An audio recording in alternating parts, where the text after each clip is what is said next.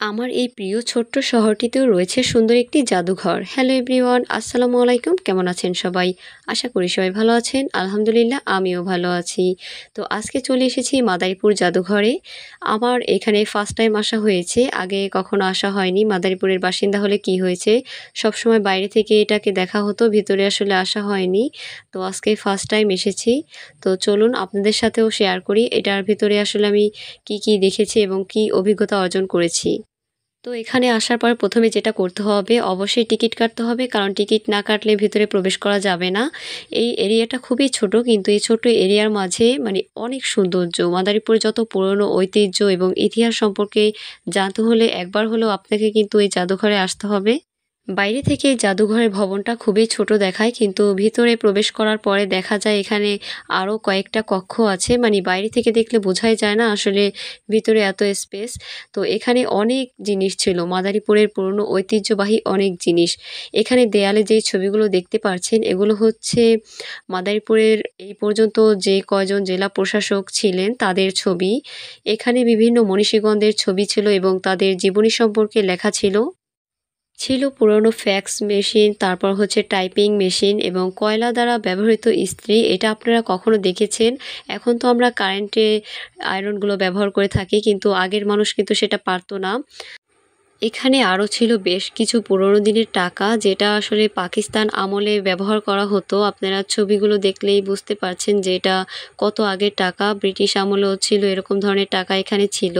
এবং আগের মানুষ বিনিময় মাধ্যম হিসেবে যেই কড়িগুলো ব্যবহার করত, তাও কিন্তু আপনারা এখানে আসলে দেখতে পাবেন। এখানে ছিল পুরনো অনেক দলিলপত্র, তারপরে স্টাম্প, যেটা আগের দিনের মানুষ আসলে ব্যবহার করত।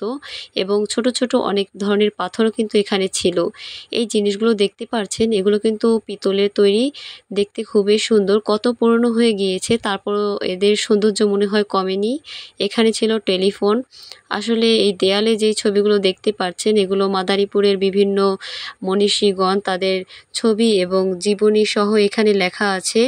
এই দেয়ালে যে সমস্ত চিত্রকর্মগুলো ছিল এগুলো কিন্তু কাজী আনোয়ার হোসেনের হাতের সমস্ত চিত্রকর্মগুলো। এগুলো পাতা, তারপর হচ্ছে চক, শামুক, ঝিনুক, এগুলোর উপরে আসলে আর্ট করা, খুবই সুন্দর। সেই কত আগে এই চিত্রকর্মগুলো করা হয়েছে, তারপরও মনে হয় দেখলে এদের সৌন্দর্য আসলে কমেনি। তো এটা ছিল একদম লাস্ট রুম। তো এই রুমে আসার পরেও বেশ কয়েক চিত্রকর্ম আমরা দেখতে পেরেছি। এখানে কিন্তু 21শে পদকপ্রাপ্ত অনেক চিত্রকর্মগুলো ছিল, দেখতে খুবই ভালো লাগছিল যে তাদের হাতের কাজগুলো কত সুন্দর। এটা ছিল একটা কাঠের দোলনা, খুবই ভালো লাগে দেখতে। কত পুরনো হয়ে গিয়েছে, তারপরে এদের রং এখনো সেই টকটক করে, দেখতে খুবই ভালো লাগে। পাতার উপরে চিত্রকর্ম দেখতে কি ভালো লাগে, কাছে না গেলে আপনারা এর সৌন্দর্য আসলে উপভোগ করতে পারবেন না, আর এটার ইতিহাস সম্পর্কেও জানতে পারবেন না। পুরনো ট্রেজারি ভবন যেটা ছিল জাদুঘর, সেটা স্থাপন করার পরে কিন্তু বেশ কিছুদিন বন্ধ ছিল। তারপরে এটা 2024 সালের 5ই নভেম্বর আবার নতুন করে উদ্বোধন করা হয়েছিল।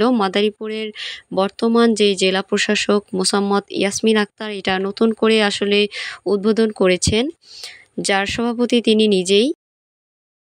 মাদারীপুরের ইতিহাস এবং ঐতিহ্য সম্পর্কে জানতে হলে আপনারা কিন্তু একবার হলেও এই জাদুঘরে আসতে হবে। মার্চ থেকে নভেম্বর মাসে প্রতিদিন কিন্তু বিকাল 5টা থেকে রাত 8টা পর্যন্ত এই জাদুঘরটি খোলা থাকে, আর ডিসেম্বর থেকে ফেব্রুয়ারি মাস পর্যন্ত বিকাল 4টা থেকে 7টা পর্যন্ত খোলা থাকে।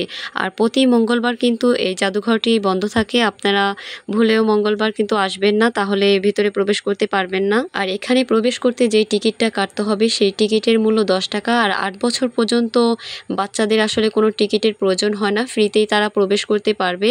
এটা একটা সুবিধা। আপনারা কিন্তু অবশ্যই আসবেন। মাদারীপুরের ইতিহাস এবং ঐতিহ্য আপনাদের জানতে হলে কিন্তু এই জাদুঘরে অবশ্যই আসতে হবে। আমাদের মাদারীপুর জেলাটা কিন্তু খুবই ছোট, কিন্তু এই ছোট জেলার মধ্যেই অনেক সৌন্দর্য রয়েছে এবং রয়েছে অনেক ইতিহাস এবং দর্শনীয় স্থান।